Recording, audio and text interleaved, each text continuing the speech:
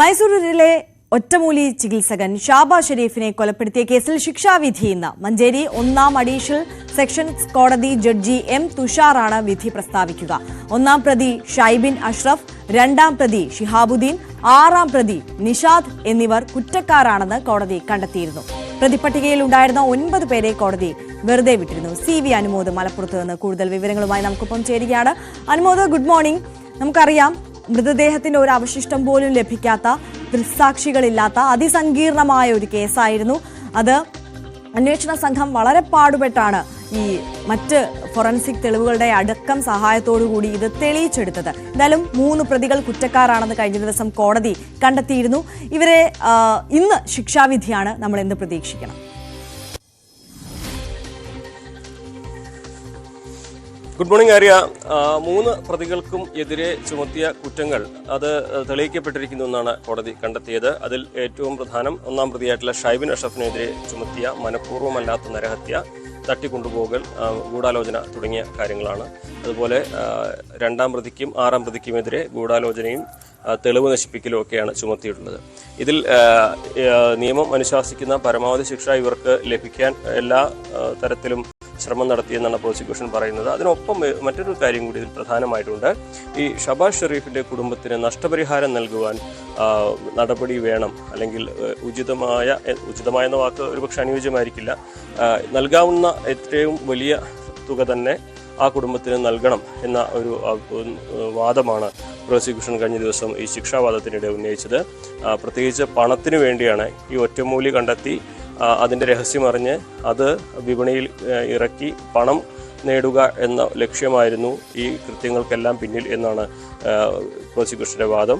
അപ്പോൾ ഷൈബിൻ അഷ്റഫിനെ പോലെ കോടീശ്വരനായ ഒരാൾ തികച്ചും ദരിദ്രനായ ഒരു ഗൃഹനാഥനെയാണ് ഇല്ലാതാക്കി ആ കുടുംബത്തെ മുഴുവൻ അനാഥമാക്കുന്ന സാഹചര്യമാണ് തീർത്തിരിക്കുന്നത്.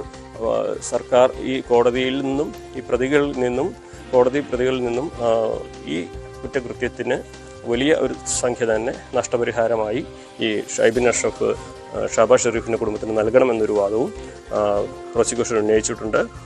അത് ഈ കാര്യങ്ങളിൽ വധശിക്ഷയും അതുപോലെ കടുത്ത ഇതിലേക്കൊന്നും പോകാൻ സാധ്യത കുറവാണ്. കാരണം അത് കൊലക്കുറ്റമല്ല തെളിഞ്ഞിട്ടുള്ളത്, മനഃപൂർവ്വമല്ലാത്ത നരഹത്യയാണ്. അപ്പോൾ പരമാവധി ജീവപര്യന്തമായിരിക്കും ഇതിൽ ലഭിക്കാവുന്ന ശിക്ഷ. എന്താണെങ്കിലും ഇതിൽ എന്തെല്ലാം തീരുമാനങ്ങൾ കോടതിയുടെ ഭാഗത്തുനിന്നുണ്ടാകും എന്നുള്ളതാണ് കണ്ടറിയേണ്ടത്. മാതൃകയാക്കാവുന്ന ഒരു ഉചിതമായ ശിക്ഷാ വിധി കൂടി പ്രതീക്ഷിക്കുന്നു എന്നാണ് പ്രോസിക്യൂഷൻ അവകാശപ്പെടുന്നത്. കാരണം ഒരാളെ ജീവിതത്തിൽ നിന്നും മാച്ചു കളഞ്ഞ പോലെ ഇല്ലാതെയാക്കിയിട്ട് ആ കേസിൽ അത് ചെയ്തവർ കുറ്റക്കാരാണെന്ന് തെളിയിക്കുവാൻ നമ്മുടെ നിയമ സംവിധാനങ്ങൾ തെളിയിക്കുവാൻ പോലീസിനും പ്രോസിക്യൂഷനും സാധിച്ചിട്ടുണ്ട്.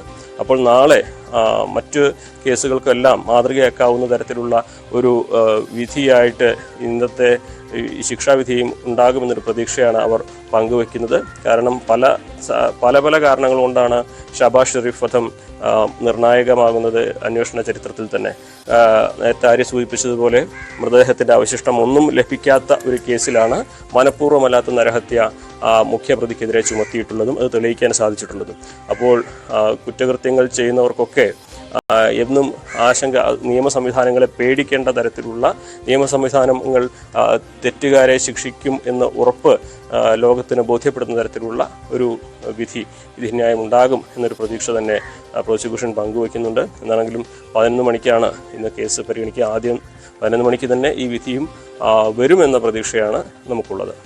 തീർച്ചയായും CV അനുമോദാണ് വിവരങ്ങൾ നൽകിയത്. അനുമോദ് സൂചിപ്പിച്ചതുപോലെ തന്നെ ഒരുപാട് ആളുകൾക്ക് ഇത്തരത്തിൽ കുറ്റകൃത്യ വാസനയുള്ള മനോഭാവമുള്ള ആളുകൾക്കൊക്കെ ഒരു പാഠമാകേണ്ട കേസ് തന്നെയാണ്. അതായത് നമ്മുടെ നീതിന്യായ വ്യവസ്ഥ അനുസരിച്ച് ഇപ്പോൾ ഒരു കൊലപാതകം നടന്നാൽ മൃതദേഹം കണ്ടെത്തേണ്ടതുണ്ട്, അല്ലെങ്കിൽ മറ്റ് ഇതേപോലെ ദൃക്സാക്ഷികൾ ഉണ്ടാവേണ്ടതുണ്ട്. ഇതൊക്കെയാണ് ഈ പരമാവധി ശിക്ഷയിലേക്ക് നയിക്കുന്ന അല്ലെങ്കിൽ ലഭ്യമാക്കി കൊടുക്കുന്ന നിർണായകമായ തെളിവുകൾ എന്ന് പറയുന്നത്. പക്ഷെ അതൊന്നുമില്ലാതെ തന്നെയും കുറ്റവാളികൾക്ക് ശിക്ഷ ഉറപ്പാക്കാൻ നമ്മുടെ അന്വേഷണ സംഘത്തിനും നിയമ സംവിധാനത്തിനും കഴിഞ്ഞു എന്നുള്ളതാണ് ഷാബാസ് ഷെരീഫ് വധക്കേസിലെ ഒരു പ്രധാനപ്പെട്ട ഘട്ടം അല്ലെങ്കിൽ ഒരു ഘടകം എന്ന് പറയുന്നത്. അപ്പോൾ അവർക്ക് മാതൃകാപരമായിട്ടുള്ള ശിക്ഷ തന്നെ കോടതിയിൽ നിന്ന് പ്രതീക്ഷിക്കുന്നു, പ്രോസിക്യൂഷൻ പറഞ്ഞതുപോലെ തന്നെ.